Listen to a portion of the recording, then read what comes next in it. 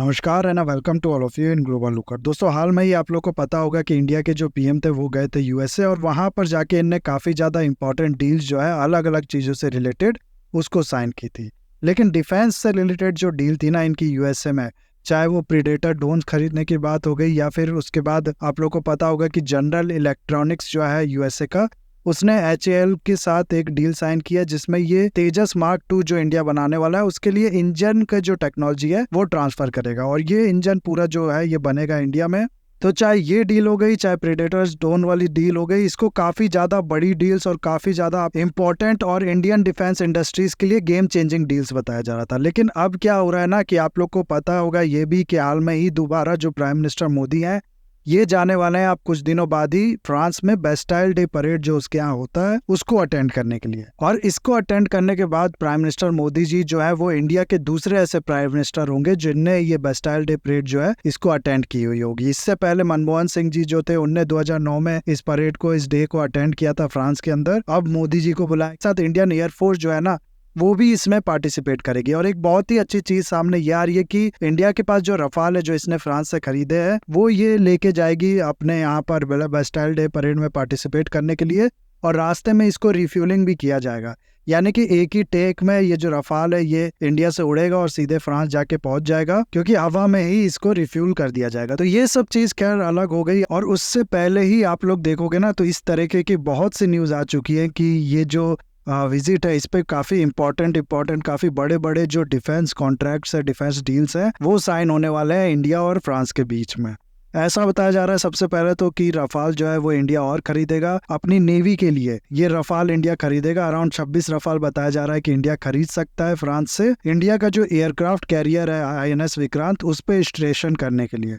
उसके अलावा फिर फ्रांस की ही एक कंपनी है साफरान जिसके साथ इंडिया का ये बताया जा रहा है कि एक डील साइन होगी जिसमें साफरान जो है वो इंडिया का एएमसीए फाइटर जेट जो इंडिया बना रहा है ना, यानी कि एडवांस मीडियम कॉम्बैट एयरक्राफ्ट जो इंडिया बना रहा है उसके लिए ये साफरान इंजन सप्लाई करेगा इंडिया को। इंजन नहीं सप्लाई करेगा, मतलब है कि इंजन की जो टेक्नोलॉजी है वो सप्लाई करेगा इंडिया को। और ये जो डील्स है, ये जो फ्रांस के साथ डील्स होने वाली है ये दोनों या फिर इसके अलावा और भी, ये बताया जा रहा है कि यूएसए के साथ जो डील साइन की है उससे भी बहुत ही ज्यादा बड़ी, बहुत ज्यादा बेनिफिशियल, बहुत ज्यादा इंपॉर्टेंट डील है।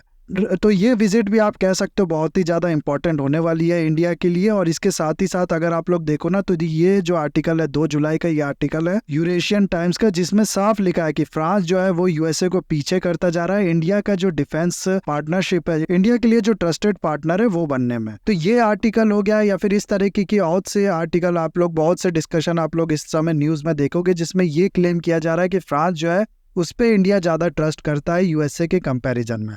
इनके भी क्या कारण है ये भी मैं आप लोग को बताऊंगा वीडियो में, और बहुत कुछ आप लोग को इस वीडियो में जानने को, समझने को मिलेगा। बस आपको एंड तक बने रहना है और अगर वीडियो अच्छा लगे तो लाइक, कमेंट, शेयर, सब्सक्राइब जरूर करना है। इंडिया और फ्रांस की जो रिलेशनशिप है ना वो अगर आप लोग देखो तो ऐसा नहीं है कि आज ही की है, बहुत पुरानी ये रिलेशनशिप है। 1947 में जब इंडिया को आज़ादी मिली तभी फ्रांस ने जो अपने यहाँ एम्बेसी है इंडिया की वो खोल दी थी। और दोनों ही कंट्रीज ने 1950 से डिफेंस पार्टनरशिप भी जो है वो शुरू कर दी थी। दोनों डिफेंस के लाइन में भी कॉपरेट कर रहे थे। 50s में अगर आप लोग देखो ना तो फ्रांस ने इंडिया को 104 ऑरेगन एयरक्राफ्ट जो है वो दिए थे जिसका नाम इंडिया में तूफानी रखा गया था और इंडिया की एयरफोर्स में काफी टाइम तक इसने सर्व किया था। उसके बाद 1974 में जब इंडिया ने अपना पहला जो न्यूक्लियर टेस्ट था वो किया था, तब आप लोग को पता होगा कि थोड़ा जो वेस्टर्न कंट्रीज थी उनकी तरफ से नाराजगी देखने को मिली थी इंडिया के लिए। कई वेस्टर्न कंट्रीज जो है उनने तो न्यूक्लियर जो डील थी इंडिया के साथ उसको कैंसिल कर दिया था, उस लोग कह सकते हो उससे पीछे हट गई थी। लेकिन फ्रांस ने उस टाइम पे भी इंडिया को सपोर्ट किया और आप लोग कह सकते हो कि इंडिया के साथ जो एंगेजमेंट थी डिफेंस को लेके, इकोनॉमी को लेके, उसको कंटिन्यू रखा। उसके बाद 1998 में आप लोग अगर देखो तो दोनों कंट्रीज के बीच में स्ट्रेटेजिक पार्टनरशिप साइन हुई और फ्रांस पहली कंट्री बनी इंडिया के लिए जिसके साथ इंडिया ने स्ट्रेटेजिक पार्टनरशिप जो है वो साइन की थी। और इसी स्ट्रेटेजिक पार्टनरशिप को अगर आप लोग देखो तो अब जाके 25 साल हो गए हैं, जिसको सेलिब्रेट करने के लिए ये जो मोदी जी हैं इनको इनवाइट किया गया है बेस्टाइल डे परेड पे। और इसको लेके एक वीडियो भी रिलीज किया गया है फ्रांस की तरफ से। ये वीडियो यहाँ पर आप लोग देख सकते हो, ऑनलाइन भी जाके ये वीडियोस देख सकते हो। इसमें पूरा बताया गया कि इंडिया और फ्रांस की जो रिलेशनशिप है वो कितनी ज्यादा स्पेशल है। 1998 में उसके बाद हाई कमीशन दोनों कंट्रीज ने बिठाया इसी जो डिफेंस से रिलेटेड इशू है उस पर बात करने के लिए, जिसमें डिफेंस डील्स हो गई और इस तरीके की बाकी चीज जो है ना, एक्सरसाइज हो गई, मिलिट्री एक्सरसाइज वगैरह, इन तरीके की बाकी चीज़ों पे दोनों कंट्रीज जो है ये बात करती हैं, डिस्कस करती हैं और इनमें इंपॉर्टेंट डील जो होती है उसे कंक्लूड करते हैं। फिर अगर आप लोग देखो तो फ्रांस ही पहली कंट्री बनी इंडिया के लिए जिसके साथ इंडिया ने नेवल एक्सरसाइज वरुण करके एक कंडक्ट किया 1998 के बाद। जब 1998 में आप लोग को बता दूं कि एक दूसरा न्यूक्लियर टेस्ट जो है वो इंडिया ने कंक्लूड किया था, जिसके बाद वेस्टर्न कंट्रीज ने सैंक्शन लगा दिया था इंडिया पे थोड़ा बहुत, और फ्रांस ऐसी कंट्री थी जिसने कहा था कि नहीं ये सैंक्शन गलत है। उसके बाद फ्रांस ने ये जो मिलिट्री एक्सरसाइज है ये भी किया था इंडिया के साथ। तो ये कहना बिल्कुल ठीक होगा कि जब पूरी दुनिया आप लोग कह सकते हो कि इंडिया के अगेंस्ट में था, उस समय भी फ्रांस जो था वो इंडिया के सपोर्टिव था। फिर नेवियल एक्सरसाइज तो ठीक है, इंडियन एयरफोर्स के लिए भी अगर आप लोग कहो तो फ्रांस पहली कंट्री है जिसके साथ इंडियन एयरफोर्स ने कोई मिलिट्री एक्सरसाइज बायलेटरी कंडक्ट की हो। गरुड़ा 1 करके जो एक्सरसाइज थी एयरफोर्स की वो फ्रांस ने की थी इंडियन एयरफोर्स के साथ, और पहली कंट्री बनी थी जिसने इंडियन एयरफोर्स के साथ कोई इस तरीके की मिलिट्री एक्सरसाइज की होगी। फिर रफाल डील हो गया, सब डील जो आप लोग देख सकते हो ना, ये बताती है कि इंडिया की फ्रांस के साथ जो सिक्योरिटी पार्टनरशिप है वो कितनी पुरानी है। स्कॉर्पियन सबमरीन प्रोजेक्ट 75 का आप लोग ने नाम सुना होगा। इसके अंदर जो स्कॉर्पियन सबमरीन इंडिया ने बनाया है ना, वो भी फ्रांस की टेक्नोलॉजी से ही बनाया है। स्कॉर्पियन सबमरीन जो है वो फ्रांस की सबमरीन का एक क्लास है, उसका आप लोग कह सकते हो ये जो टेक्नोलॉजी है ट्रांसफर से ये बनाया गया इंडिया में। तो ये सब जो इंपॉर्टेंट डिफेंस डील है ये आप लोग देख सकते हो। और सिर्फ डिफेंस ही नहीं, इंडिया और फ्रांस की जो रिलेशनशिप है ना वो उसके 3 मेन इंपॉर्टेंट पिलर है। सबसे पहले तो ये डिफेंस है, उसके बाद अगर आप लोग देखो तो सिविल न्यूक्लियर टेक्नोलॉजी जो है इसको लेके दोनों कंट्रीज में काफी ज्यादा इंपॉर्टेंट पार्टनरशिप हुई है पास्ट में, काफी ज्यादा फ्रांस ने सपोर्ट किया है इंडिया को। उसके अलावा स्पेस अगर आप लोग देखो तो स्पेस में भी काफी इंपॉर्टेंट कोऑर्डिनेशन है दोनों कंट्रीज का।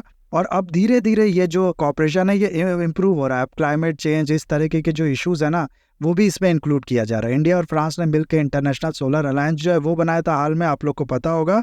तो ये सब चीज़ जो है ना ये दिखाती है कि इंडिया और फ्रांस की रिलेशनशिप एक दूसरे के लिए कितना ज़्यादा इंपॉर्टेंट है। डिफेंस की हिस्ट्री मैंने आप लोग को बता दी, बाकी भी अगर आप लोग को न्यूक्लियर डील की जो हिस्ट्री है वो देखनी है तो वो भी यहाँ पर आप लोग शॉर्ट में देख सकते हो। 1974 में जैसे कि मैंने आप लोग को बताया, जब स्माइलिंग बुद्धा करके इंडिया ने पहला अपना न्यूक्लियर टेस्ट किया, तब दुनिया भर की जो कंट्री थी जैसे कि यूएसए, कनाडा हो गया, इनने जो भी न्यूक्लियर टेक्नोलॉजी, जो भी न्यूक्लियर फ्यूल ये इंडिया को सप्लाई करती थी उसको बंद कर दिया। इनने कहा कि अब हम लोग ऐसा नहीं करेंगे। लेकिन फ्रांस जो है वो इस टाइम पे आगे आया और फ्रांस ने फिर ये जो न्यूक्लियर फ्यूल है ये सप्लाई करना शुरू किया इंडिया को, जिसके बाद तारापुर न्यूक्लियर पावर प्लांट जो है वो फंक्शन करना शुरू किया। फिर 1998 में जैसा कि हम लोग ने देखा दूसरा न्यूक्लियर टेस्ट किया था इंडिया ने। इसके बाद तो वेस्टर्न कंट्रीज जो थी इनने सैंक्शन लगा दिया था इंडिया पे, लेकिन उसके बाद ही फ्रांस जो है उसने स्ट्रेटेजिक पार्टनरशिप भी साइन की इंडिया के साथ, और इंडिया के साथ जैसा कि हम लोग ने देखा नेवल एक्सरसाइज भी की, ये सब भी किया।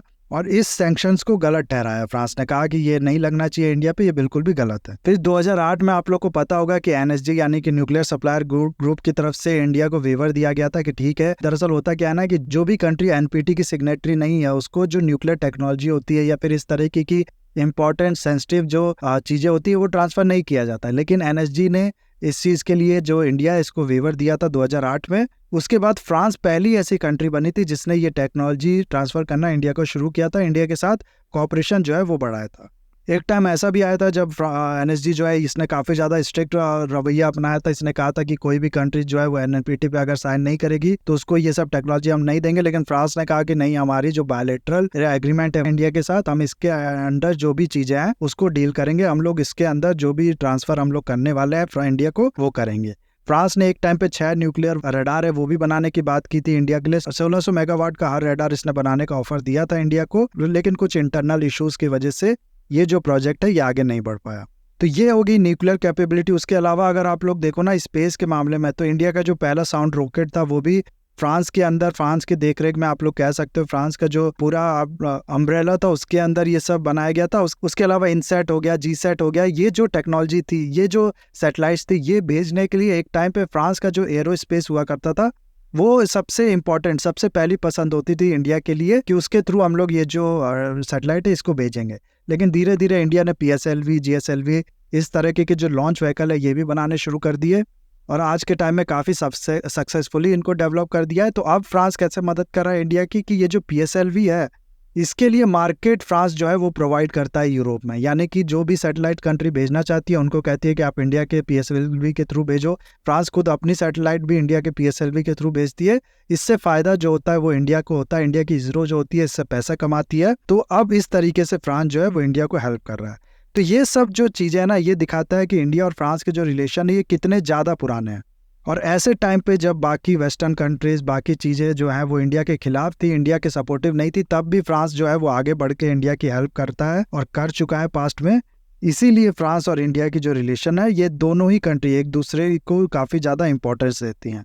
इसके अलावा अगर आप लोग इस चीज़ को छोड़ भी दो ना, ये पास्ट की बातें छोड़ भी दो, तो आज भी आप लोग इस चीज़ को समझ पा रहे होगे कि यूएसए के साथ जिस कंट्री के रिलेशन होते हैं, यूएसए उस कंट्री को आप एक तरीके से समझ सकते हो कि सबऑर्डिनेट समझने लगता है। यूएसए के मिलिट्री पर प्रेजेंस या फिर यूएसए के कोवर्ट ओवर्ट ऑपरेशन हर कोने में है, जिसके चलते होता क्या है कि यूएसए के इंटरेस्ट हर जगह पे हैं। इसीलिए यूएसए उसकी जो एलाई कंट्री होती है या फिर जिसके साथ उसकी पार्टनरशिप होती है, उसको एक्सपेक्ट करता है कि वो भी इस तरीके से यहाँ पर एक्ट करे ताकि उसको फायदा हो। इसीलिए एक तरीके से जो स्ट्रेटेजिक ऑटोनॉमी होती है उस कंट्री की, वो कहीं ना कहीं लूज कर जाती है वो कंट्री यूएसए के साथ अच्छे आप लोग कह सकते हो पार्टनरशिप करने के बाद।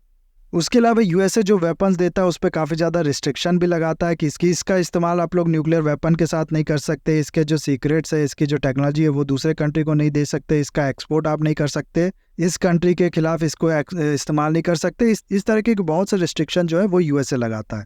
ये तक यूएसए कहता है कि आपको पूरा इसका डिटेल देते रहना पड़ेगा कि कहाँ कहाँ ये इस्तेमाल हुआ है। बहुत से रिस्ट्रिक्शन आप लोग देखोगे ना यूएसए लगाता है। और सिर्फ इताल में ही तेजस जो इंडिया ने बनाया है कि उसमें जो इंजन लगा है ना और बाकी भी टेक्नोलॉजी थोड़ा बहुत कंपोनेंट वगैरह वो यूएसए के लगी है, तो इसको भी सप्लाई करने में बीच में यूएसए ने काफ़ी ज़्यादा स्लो डाउन कर दिया था।